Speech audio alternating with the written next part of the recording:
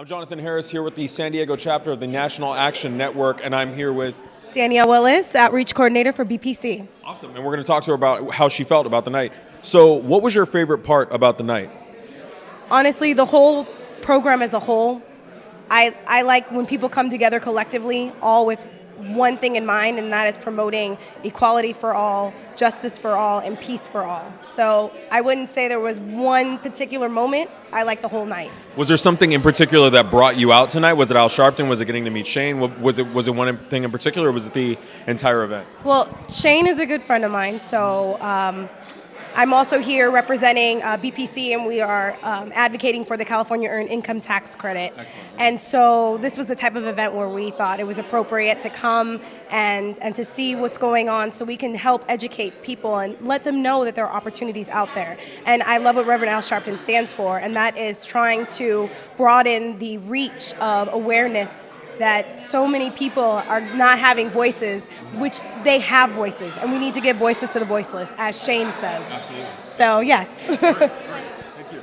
Good evening. My name is Danielle Willis, and I am at the National Action Network in San Diego. It was a great event, and I'm standing here with... Jonathan Harris, San Diego Monitor News.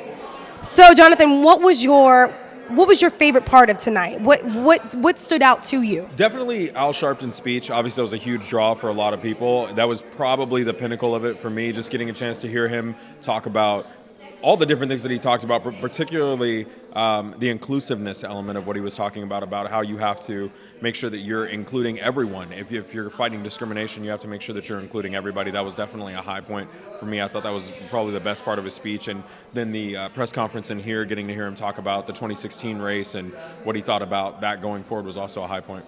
So you living in San Diego, what does National Action Network, what does that mean to San Diego and its people? It's interesting to me, growing up in San Diego, obviously this is the first time it's being opened, officially opened in this city. I haven't had much of a connection with it because it hasn't really been here. So I'm really excited about the opportunity for it to get here and get established here and kind of branch out, and maybe younger people kind of get to know that chapter maybe in the way that we didn't have an opportunity to.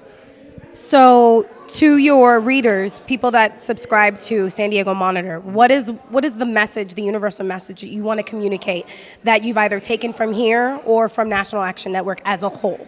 From here, definitely, I would say just, again, that message of inclusiveness. In other words, if you're fighting against racial inequality, you've got to fight against gender inequality, you've got to fight against discrimination against the LGBT community, all of that. You have to be inclusive with everything. You can't just pick groups that mirror you.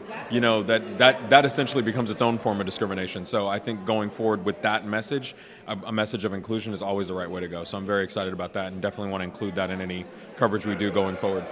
So the universal message is inclusion, to reach all and give all a voice. I'm Danielle Willis, National Action Network, San Diego.